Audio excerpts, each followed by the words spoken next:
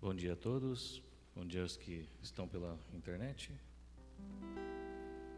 Eu quero ser, Senhor amado,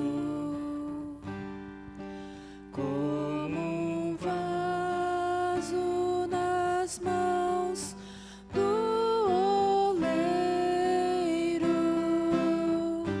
Quebra minha vida e faz-a de novo. Eu quero ser, eu quero ser um vaso novo. Eu quero ser, Senhor amado, como um vaso nas mãos do oleiro. Quebra minha vida e faz-a de novo. Eu quero ser, eu quero ser um vaso novo. Obrigado. Sérgio, por favor. É muito bom estar de volta à casa do Senhor. Como sempre, ao ocupar o púlpito, não me sinto muito confortável, a ansiedade acaba me apertando. Tento controlar a minha preocupação, mas sempre que eu tenho que falar algo sobre Deus, sobre a palavra de Deus, eu sinto um peso muito grande. Que Deus nos abençoe nesta manhã com a sua graça, que a gente possa crescer no conhecimento da palavra de Deus e também crescer no conhecimento do nosso Deus, né? Esse Deus santo, esse Deus justo, esse Deus gracioso, misericordioso, que transborda de amor pela sua criação. Antes de nós prosseguirmos, vamos nos colocar novamente diante do Senhor em oração.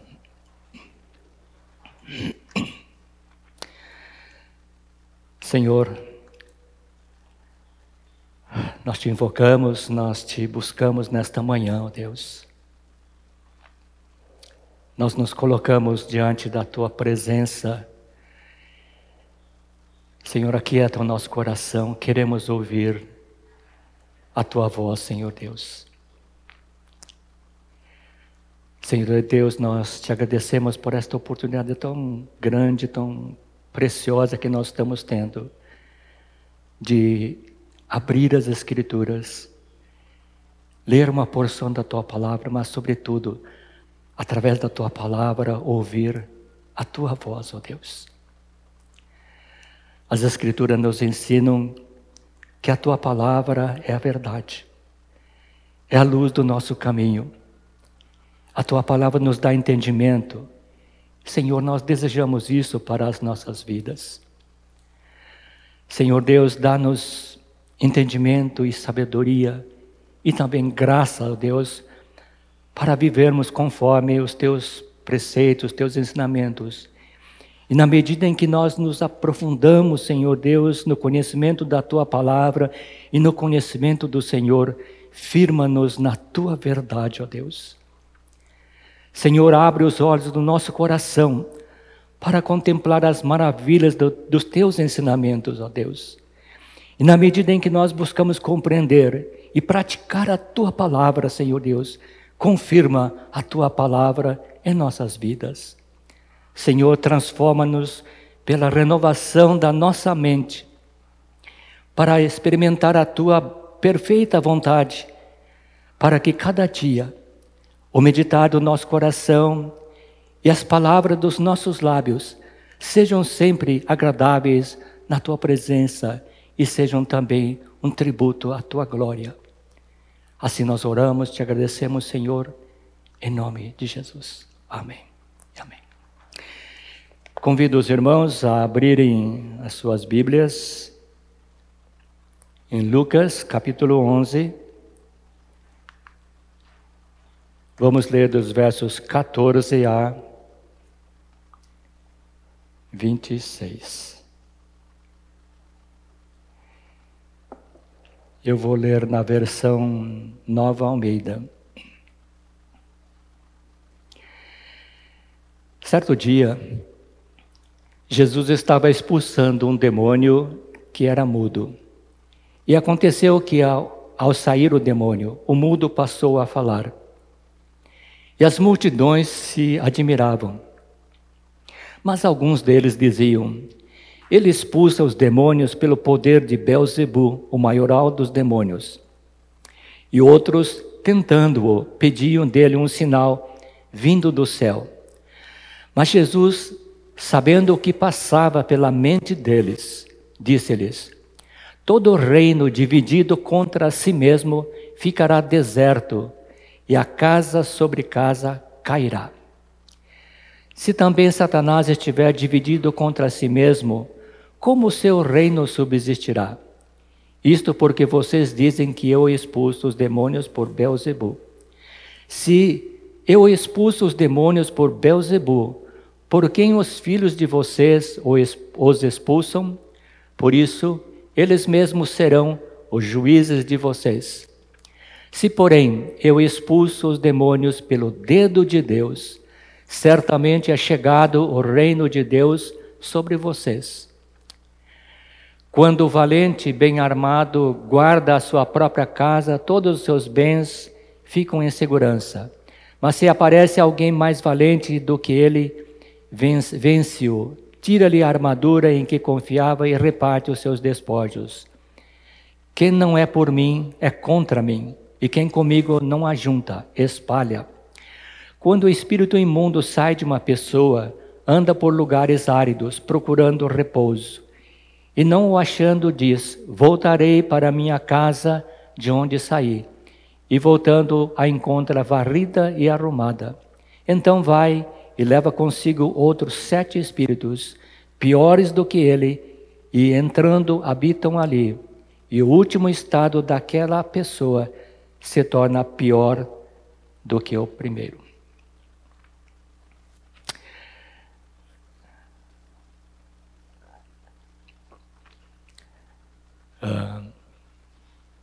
Quando eu estava pensando sobre esse texto que nós acabamos de ler,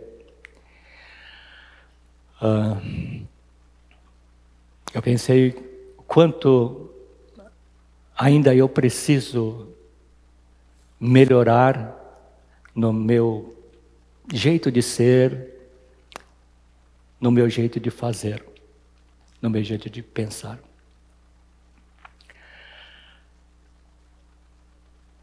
Isso porque eu não posso levar a palavra de Deus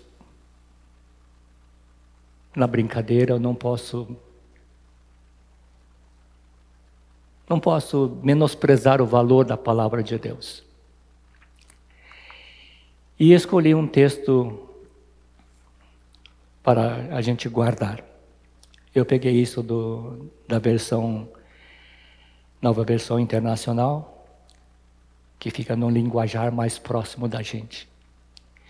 Aquele que não está comigo é contra mim. Aquele que comigo não ajunta, espalha. É terrível, não? São palavras pesadas, mas a gente tem que dar ouvidos a isso. Em uma das recentes mensagens que o pastor nos trouxe, ele mencionou sobre o ouvir. Aquilo me chamou a atenção. E enquanto estava ouvindo as palavras do pastor Jorge, eu fiquei pensando, eu preciso me examinar. Eu preciso ver como eu estou me comportando quando eu ouço a palavra de Deus. E a Bíblia nos recomenda que a nos examinarmos, né? Faça um autoexame, veja se você está realmente no caminho de Deus, né? Eu pensei, não posso me tornar um ouvinte desatencioso, indeciso, negligente e também improdutivo. Aliás, nós não podemos nos tornar ouvintes desatenciosos, indecisos,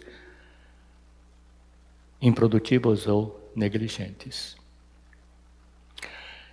Ouvir apenas por ouvir, sem atenção, sem refletir e sem considerar a importância da aplicação dos ensinamentos bíblicos na nossa vida, que mudança poderia acontecer na vida daquele que ouve a palavra de Deus? Em várias parábolas que Jesus contou, ele mencionou no final da sua parábola: quem tem ouvidos para ouvir, ouça. Estas mesmas palavras aparecem lá no livro do Apocalipse. Quem tem ouvidos para ouvir, ouça, é uma expressão idiomática judaica. E o seu significado abrange tanto a capacidade de uma pessoa ouvir, né? Ouvir, como também abrange a disposição verdadeira em dar ouvidos àquilo que está sendo dito. Refletir sobre os ensinamentos e aplicar a lição à vida diária. É também uma expressão que indica a importância da verdade que está sendo transmitida. Eu sou um curioso, eu peguei a mania de buscar algumas palavras no grego, né? O Novo Testamento foi escrito no grego. E a palavra ouvir, qual o sentido bíblico de ouvir, né? A palavra grega utilizada tem o sentido de faculdade de ouvir. Alguém fala, você está ouvindo. Mas também significa considerar o que foi dito, compreender, perceber o sentido do que foi dito, dar ouvidos a um ensinamento. Esse é o sentido no Novo Testamento.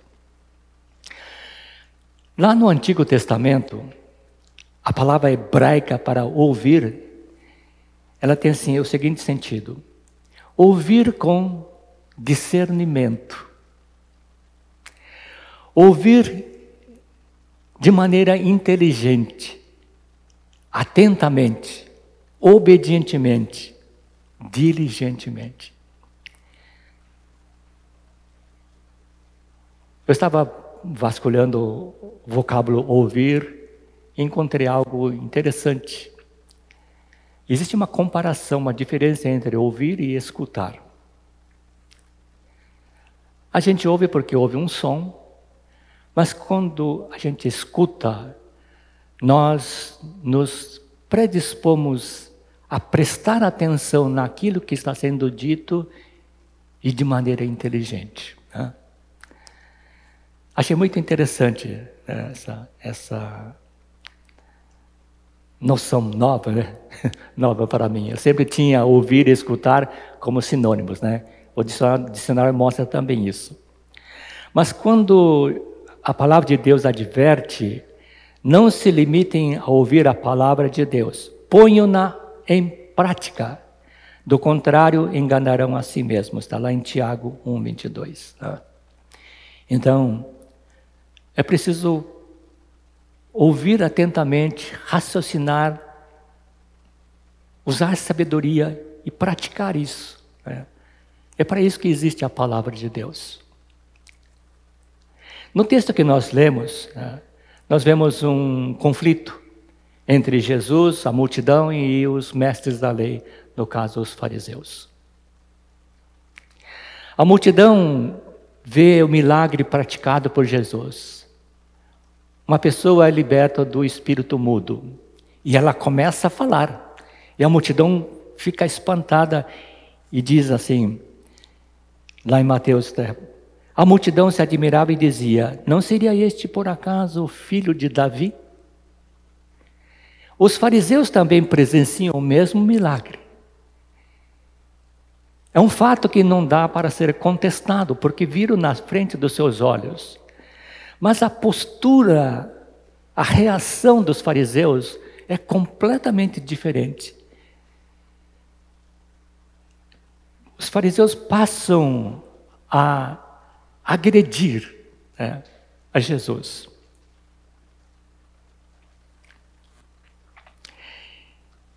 E a palavra que os fariseus usam é, ele expulsa os demônios pelo poder de Beelzebu, o maioral dos demônios.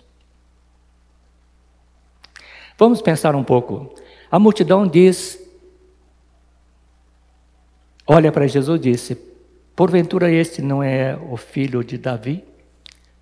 Por que o termo filho de Davi? Jesus nasceu cerca de 1000 anos depois de Davi. A resposta, será este o filho de Davi? É que Jesus é o cumprimento de uma profecia. O profeta Natã, na época do rei Davi, ele recebeu a mensagem de Deus e foi conversar com Davi. Davi queria edificar um templo. E Natã disse o seguinte para Davi.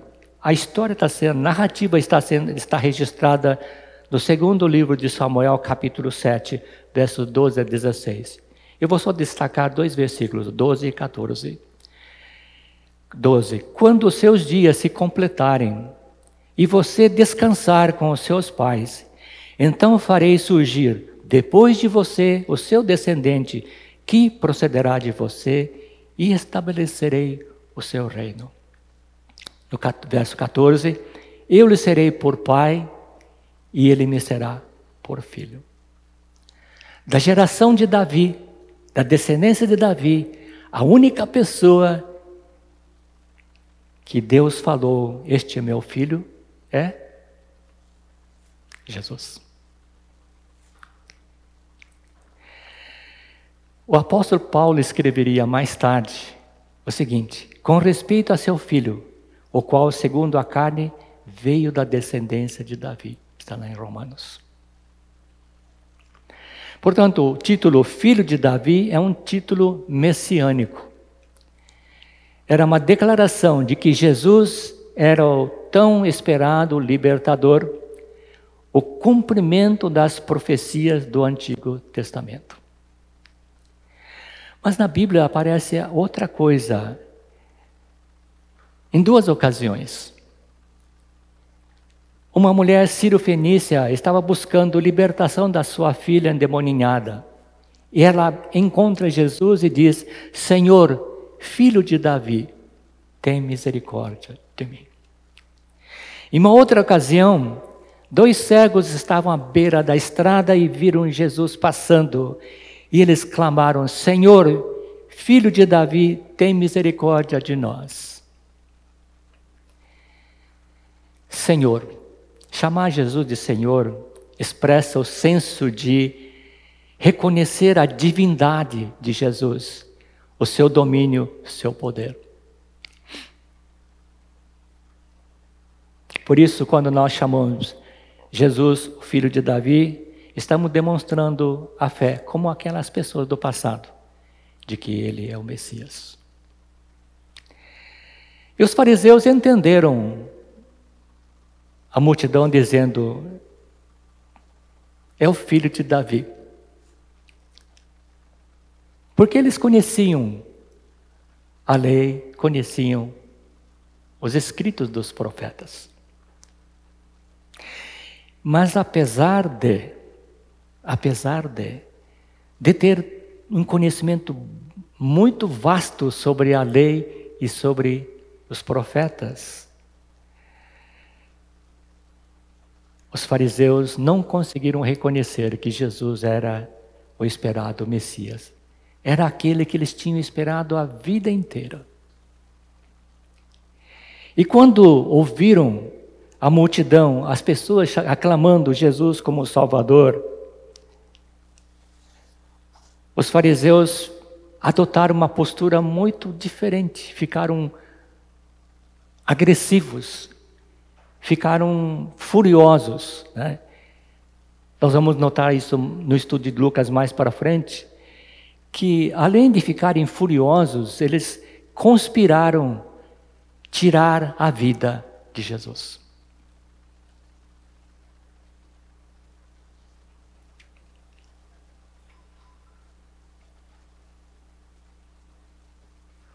E os fariseus?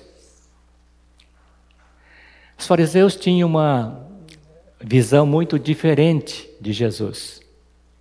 E tinham uma visão muito diferente de quem é Deus. Deus, para os fariseus, era uma pessoa que se irava com facilidade. E era um Deus vingador. Eu conheci um casal, são evangélicos, cristãos. E certa vez ele me disse o seguinte: Sérgio, eu não entendo Deus. Quando você lê o Deus no Novo Testamento, ele é manso, ele é amor, paciente. Mas quando eu vejo o Deus do Velho Testamento, eu vejo um Deus bravo, vingativo, irado, que castiga. Eu falei, gozado. Lá no Antigo Testamento fala que Deus é amor.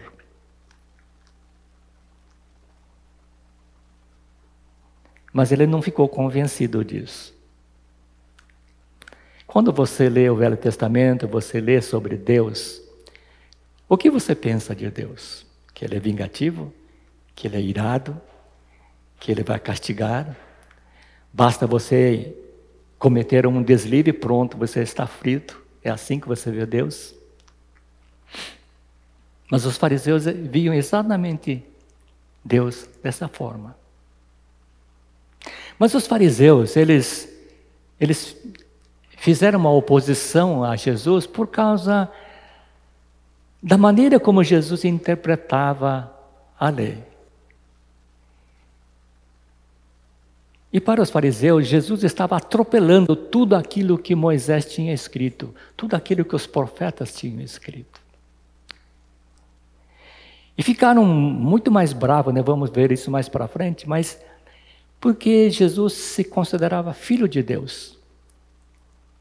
Considerar-se filho de Deus significa que ele era Deus. E os fariseus não aceitavam isso. E alguns mais ousados pediam, bom, se você é o Filho de Deus, se você é o Messias, então mostra um sinal do céu para a gente acreditar que você foi enviado dos céus. Por quê? Porque Moisés fez grandes sinais. É inegável isso. Talvez os fariseus lembrassem de Elias, que fez descer fogo do céu. Então pediram para Jesus, mostra um sinal.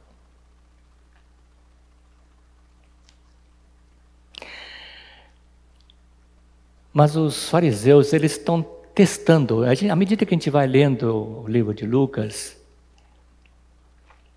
nós vamos ver que os fariseus estão sempre testando Jesus. Às vezes, fazendo aquelas pegadinhas, né? Pergunta capciosa. E tentam prender Jesus por algum tipo de declaração blasfema. Ou por algo que eles possam denunciar para o governo romano. Então a gente vê que os fariseus também, eles tinham o seu lado religioso, guardavam ou tentavam guardar a lei, mas também tinham o seu lado político.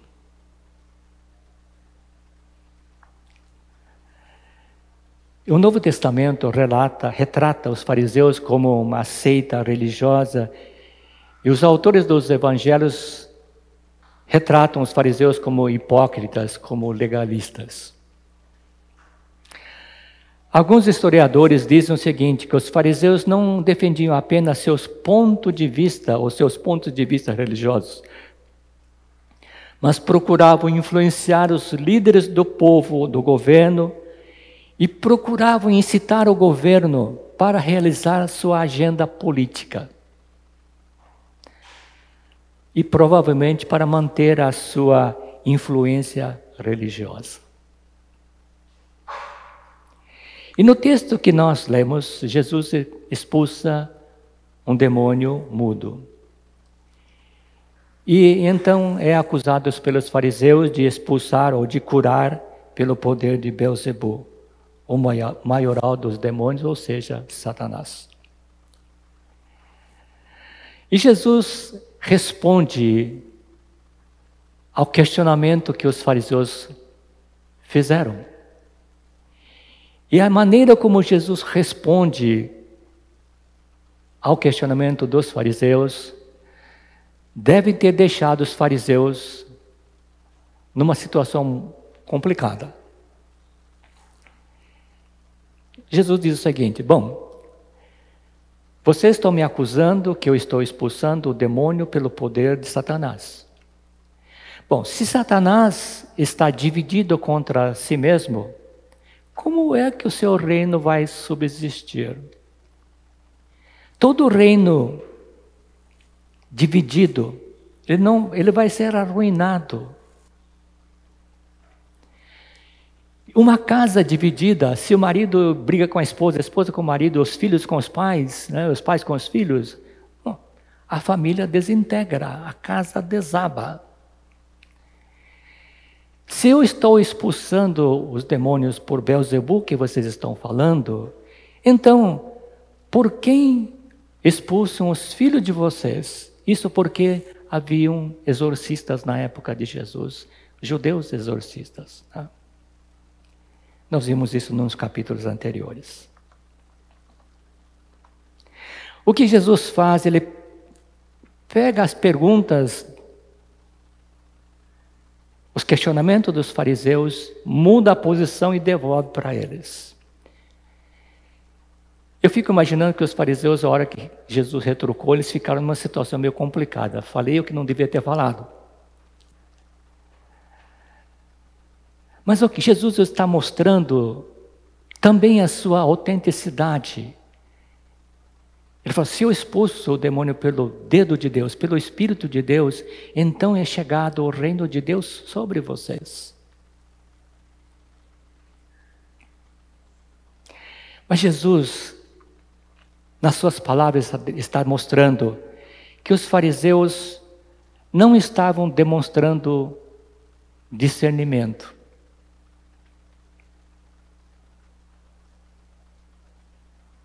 Jesus está dizendo assim que o que eles acabaram de falar é fruto de uma grande ignorância bíblica, de falta de conhecimento da lei e dos profetas. Também o raciocínio, o pensamento deles é ilógico. Foi um julgamento hipócrita.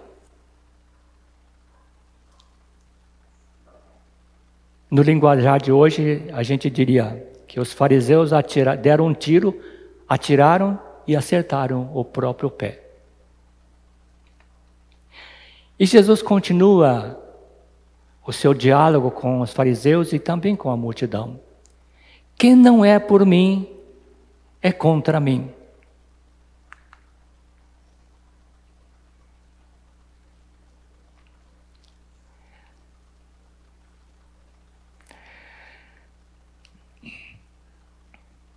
Vamos pensar um pouco. Como é o mundo que nós vivemos? Qual o pensamento do mundo de hoje? Quais são as tendências do nosso mundo?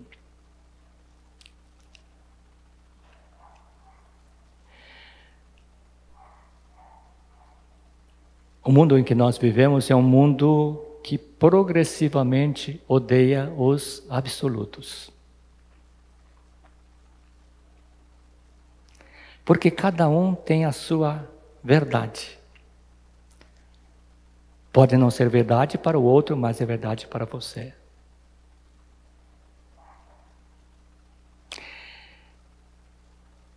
O nosso mundo está continuamente tentando suavizar as arestas.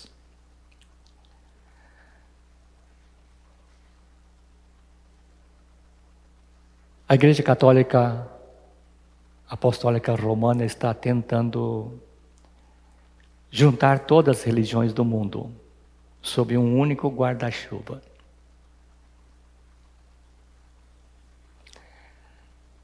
Você aceitaria ser colocado junto com os macumbeiros, com os budistas, com os defensores do hinduísmo?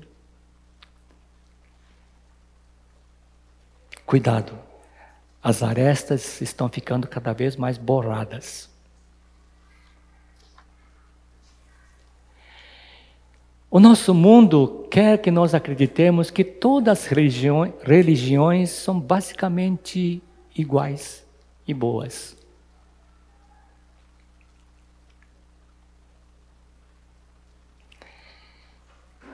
O engraçado é que tem muitos pregadores,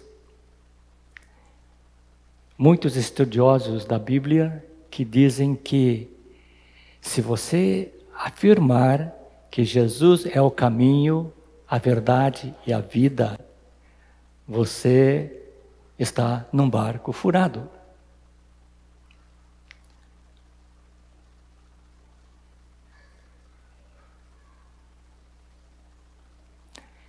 Portanto, nós não podemos afirmar que Jesus é o caminho. Esses pregadores pegaram João 14:6 e mudaram para Jesus é um dos caminhos. Jesus é uma das verdades.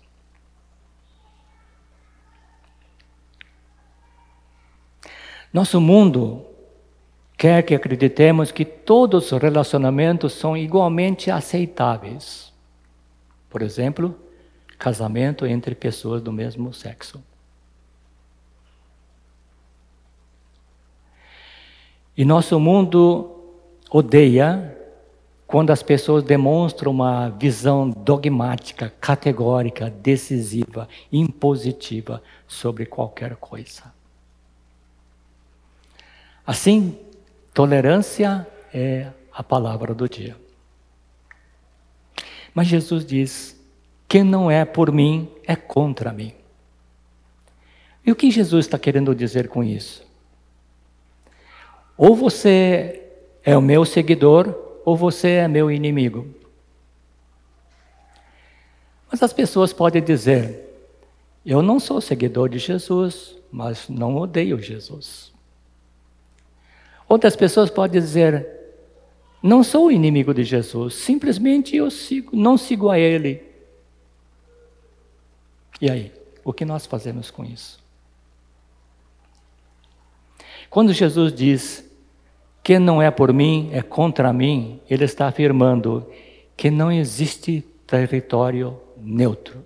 Não dá para ficar em cima do muro. Porque não existe neutralidade. Quem comigo não ajunta, espalha. O que Jesus está falando é sobre autenticidade. Ser autêntico.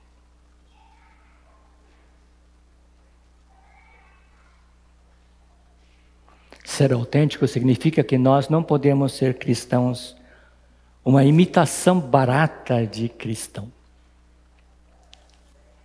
Nós não podemos ser um falso discípulo. Podemos passar uma verniz dizendo: sou cristão, sou discípulo de Jesus. Mas por dentro,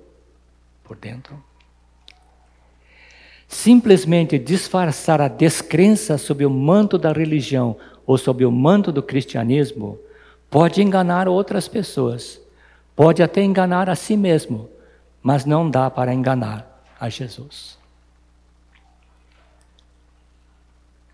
Quem não é por mim, é contra mim.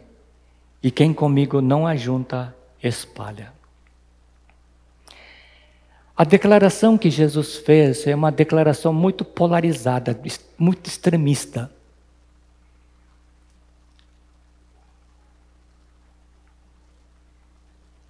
E muitas vezes encontramos pessoas que têm dificuldade para aceitar aquilo que Jesus fala. Eu já encontrei pessoas que são cristãs e dizem assim: olha, a Bíblia está cheia de coisas boas, interessantes, mas esta passagem aqui não dá para aceitar. Eu acho que Jesus não falou essas coisas.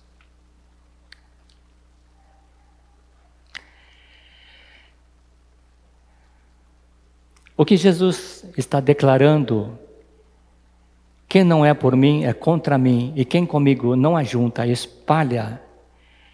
Jesus não está deixando espaço para manobras.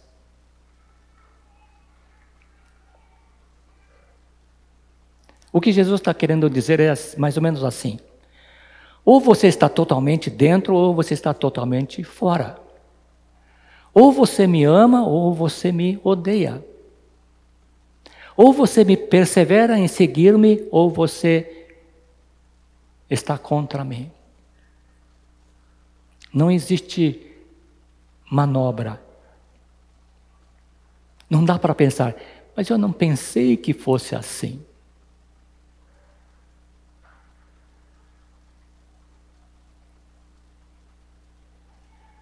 E Jesus continua falando alto nos dias de hoje também, chamando cada um de nós para uma verdadeira fé,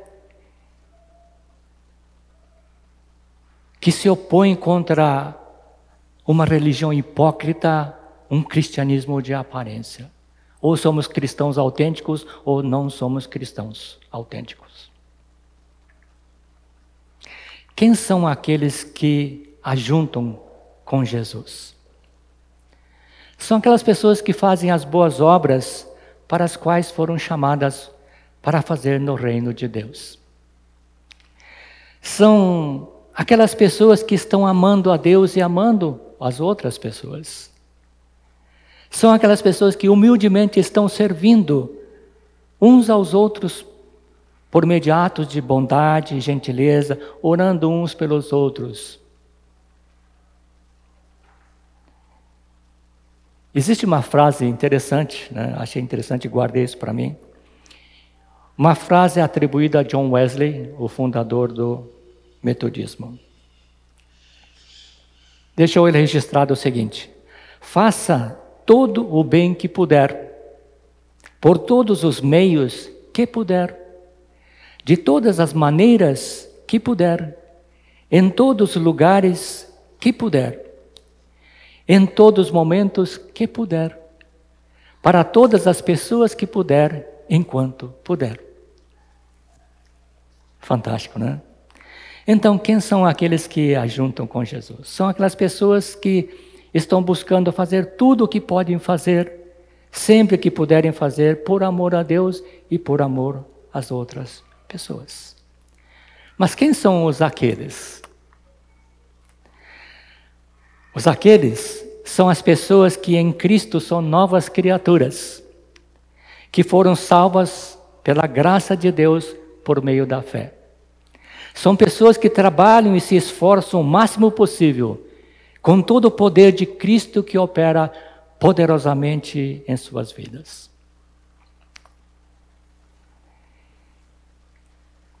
Disse Jesus: quem comigo não ajunta, espalha. Quem são aqueles que espalham então? Embora aqueles que se espalham inclua os descrentes, inclui também qualquer pessoa que fizeram uma profissão de fé em Jesus, mas pensam, falam e agem como os descrentes. Trata-se de qualquer pessoa que se diz seguidor de Jesus, mas não quer se envolver na obra do reino de Deus.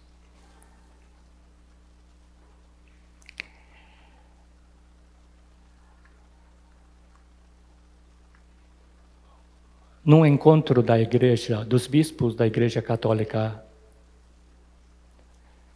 aqui em Itaici, em Indaiatuba, uns 15 anos, mais ou menos, 20 talvez. Eles discutiram o crescimento dos evangélicos no Brasil.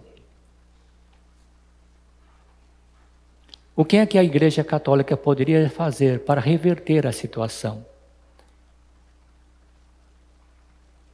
Depois de muito estudo, muito pensar, um dos bispos disse o seguinte: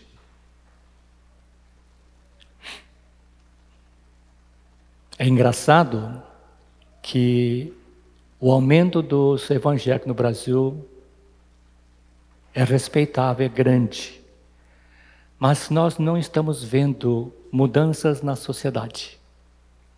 Quando eu li aquele resumo, eu fiquei chocado.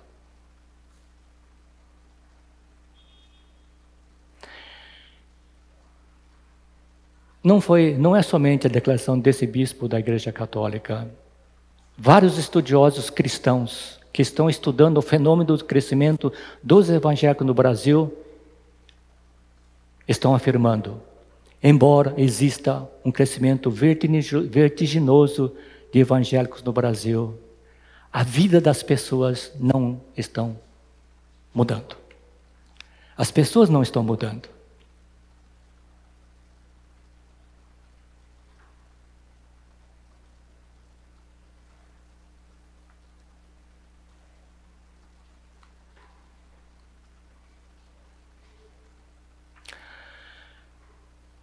Toda pessoa que aceita Cristo em seu coração, deve acontecer uma mudança.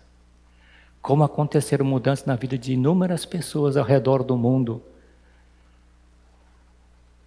e que têm um comportamento muito diferente depois de aceitarem a Cristo Jesus.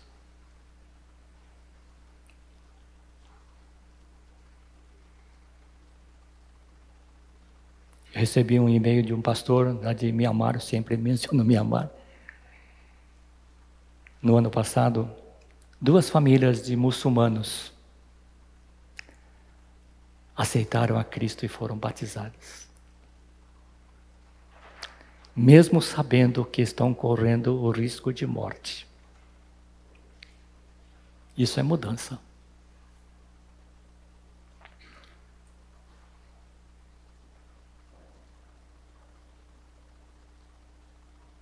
Por isso Jesus diz: nem todo aquele que me diz Senhor, Senhor entrará no reino dos céus, mas apenas aquele que faz a vontade de meu Pai que está nos céus. Mateus 7, 21.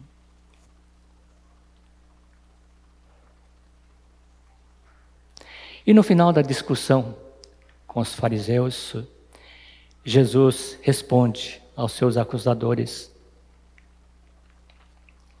que ele veio para lutar contra o mal, para libertar os oprimidos, para trazer o reino de Deus. Mas Jesus acrescenta uma coisa muito interessante na sua conversa com os fariseus. Jesus adverte que o maligno continua trabalhando e tem uma estratégia. Jesus, ele tinha acabado de libertar um jovem possesso de um espírito maligno. O que Jesus está dizendo nas suas palavras finais é que não basta ser libertado do mal, é preciso preencher o espaço vazio com a presença de Deus. Por isso, a necessidade do reino de Deus. Uma pessoa que foi salva, por ser salva, ela pode pensar que está livre das garras do demônio e pode pensar que pode viver uma vida de paz. Mas cuidado, a natureza decaída do homem será sempre uma arma nas mãos do maligno.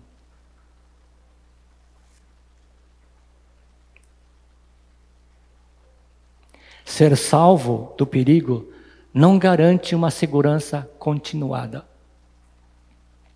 Uma pessoa pode voltar para os velhos hábitos, ainda que pareçam repulsivos ou causem aversão.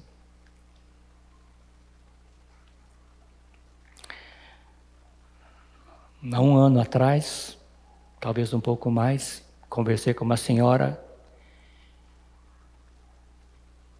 membro de uma igreja lá em Limeira.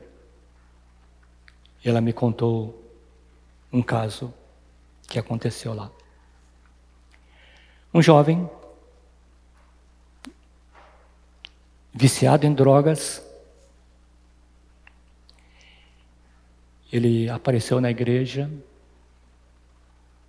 ouviu a palavra de Deus e decidiu por Jesus. Claro que os pastores oraram por ele, pela libertação dele. Esse jovem começou a frequentar assiduamente a igreja, assistindo os cultos, ouvindo a palavra, foi estudando a palavra. E com o passar do tempo, ele foi designado pregador na igreja. E estava pregando na igreja. Conheceu uma jovem, casou, teve um filho. E de repente, ele voltou para as drogas. Do nada.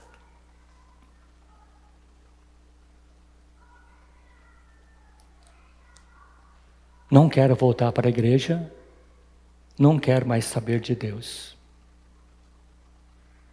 Deixou, mas separou da esposa, seu pequeno filho.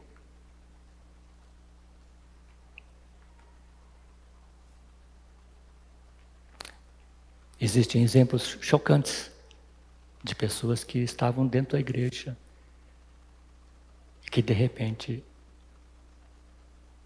voltaram para o vício, para uma vida anterior.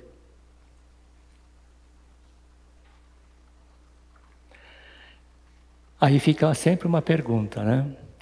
Uma pessoa libertada do espírito maligno pode novamente ser possessa pelo espírito maligno? O que vocês pensam?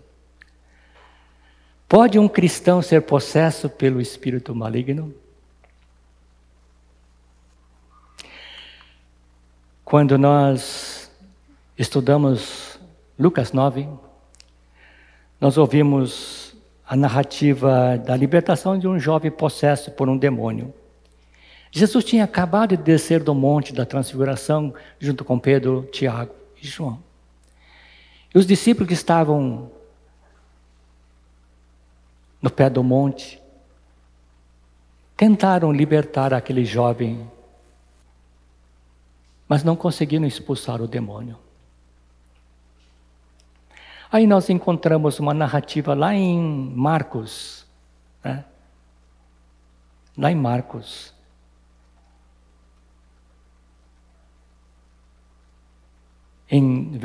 Do versos 14 a 29, mas vou ler só o versículo 25.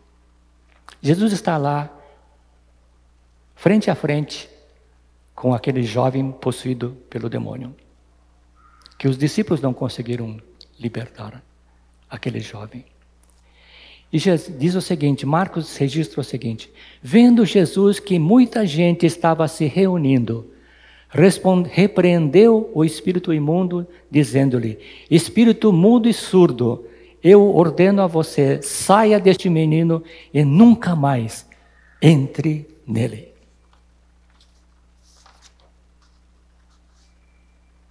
Uma pessoa libertada do espírito maligno pode novamente ser possessa pelo espírito maligno? Então por que Jesus disse, saia deste menino e nunca mais entre nele?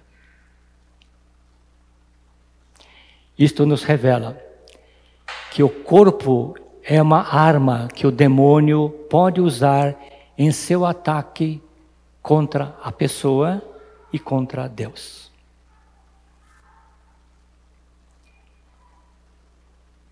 É engraçado, né, que quando a gente lê o Apocalipse, quando fala de Jesus, Apocalipse 3:20, eis que estou à porta e bato. Se alguém ouvir a minha voz e abrir a porta, eu entrarei. Esse é Jesus. E o que o maligno faz, o diabo faz, ele não pede licença, ele invade, porque ele quer destruir. Por isso Jesus, quando estava conversando com os fariseus, numa outra ocasião, está lá em João 10:10, Jesus diz o seguinte: o ladrão vem somente para roubar, matar e destruir. Eu vim para que tenham vida e a tenham em abundância. O objetivo final do maligno é roubar, matar, destruir. Por isso ele não pede licença, ele invade. O ladrão, quando vem, ele não avisa que amanhã, 23 horas, 59 minutos, vou entrar na sua casa. Ele não manda recado, ele invade, o ladrão invade. E o diabo faz a mesma coisa.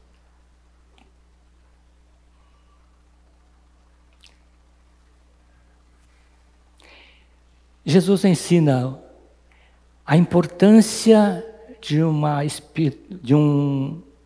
espiritualidade sólida, comprometida com Deus.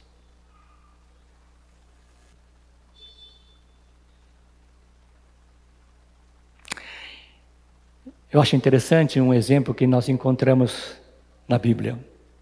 Maria Madalena.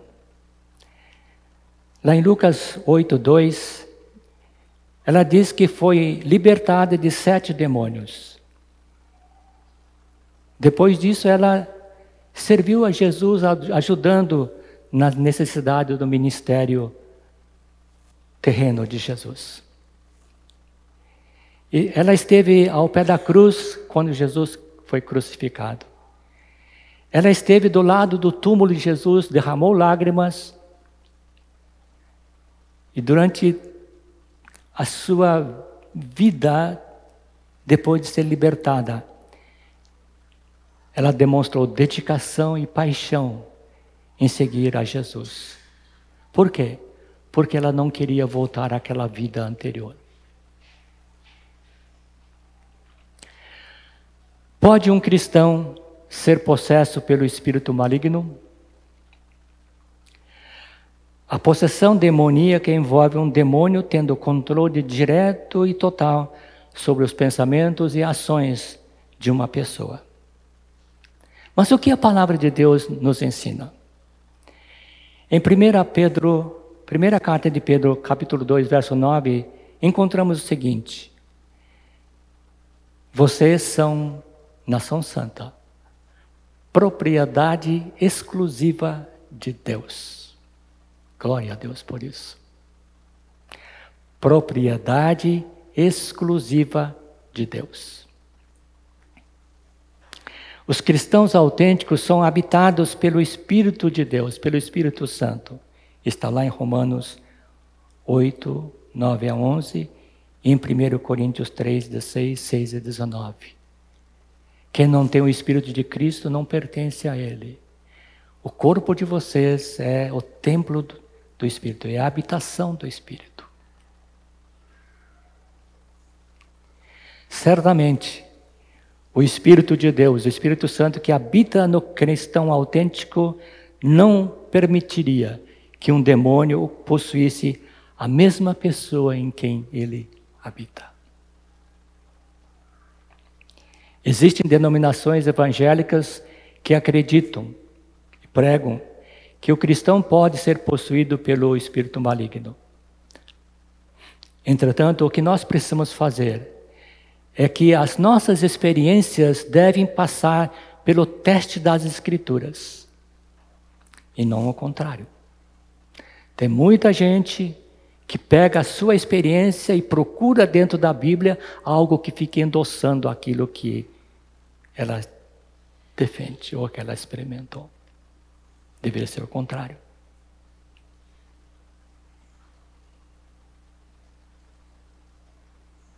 Eu já conheci pastores do movimento da batalha espiritual, que é elogiado por outras pessoas como pessoas cristãs autênticas. Ouvindo a conversa desses pastores, eles falam: eu fiz aquilo, eu fiz mais aquilo, pratiquei isso, pratiquei aquilo. Fiquei empolgado enquanto eu estava ouvindo as pessoas falarem. Mas depois, com a cabeça mais fria, eu pensei: por que sempre mencionaram, eu fiz isso, eu sou aquilo, eu sou eu? Onde fica Jesus em tudo isso?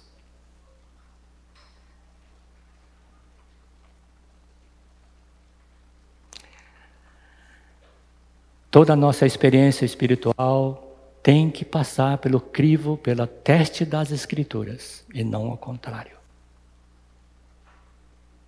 Uma pessoa pode realizar grandes coisas para o reino de Deus, mas sempre vai colocar Jesus na frente dele. Jesus fez isso.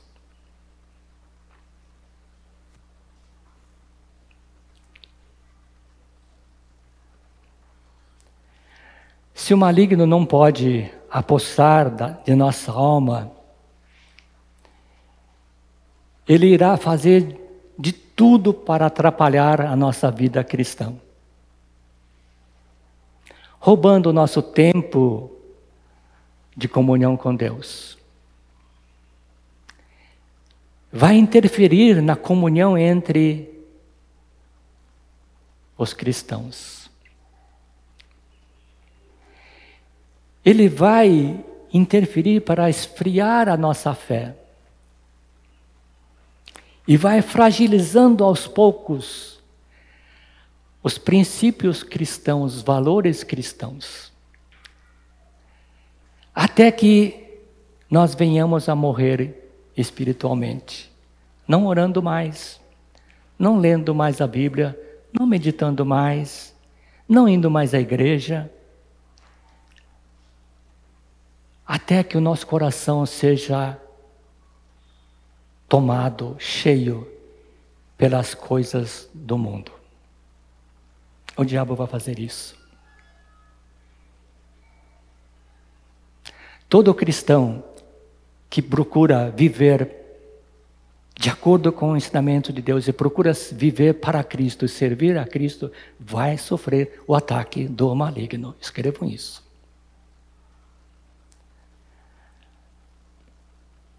Por isso, a gente precisa tomar cuidado. Se a minha vida espiritual não tem problemas, alguma coisa está errada.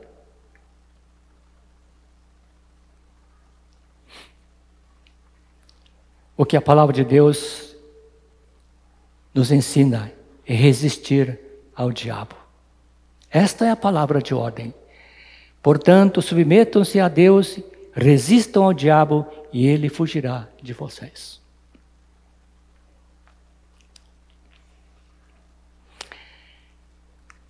De tudo que nós falamos, né? Muita coisa para guardar, né? Mas guardem apenas 2 coisinhas. Serei responsabilizado pelo que faço com a verdade revelada nas Escrituras Sagradas. Eu devo ser grato pela misericórdia de Deus para comigo. Por isso eu devo contar aos outros o que o Senhor tem feito por mim. Todo discípulo de Cristo vai fazer isso.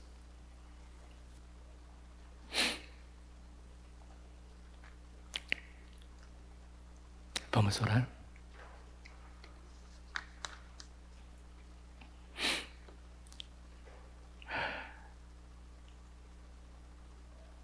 Senhor, Tu és grandioso em tudo aquilo que o Senhor faz. Reconhecemos que o Senhor é o Deus Santo, Deus justo, mas também um Deus de graça, um Deus de amor. Perdoa-nos pelas nossas mazelas, perdoa-nos pelas nossas ofensas, sobretudo aquelas que nós cometemos e nem sequer lembramos de tê-las feito. Limpa-nos, Senhor, para que possamos andar sempre em novidade de vida diante do Senhor e possamos brilhar para Cristo. Ó Deus eterno, capacita-nos para fazermos a Tua vontade e sermos testemunhas fiéis, testemunhas vivas de Cristo por onde quer que a gente ande. Que a maneira nossa de viver, o nosso estilo de vida, Senhor, seja como um perfume agradável diante das pessoas. Para que despertem o desejo de conhecer quem é Jesus. E possamos ter esta resposta em nossos lábios, em nossos corações. Caminha conosco, Senhor, durante mais uma semana. Renova, Senhor Deus, as nossas forças, as nossas esperanças em Cristo Jesus.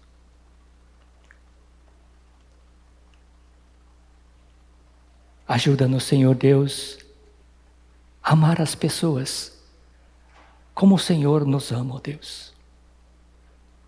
Ajuda-nos a servir as pessoas assim como Cristo Jesus. Eterno Deus, obrigado. Obrigado. Oramos e te agradecemos. Em nome de Jesus. Amém. E amém.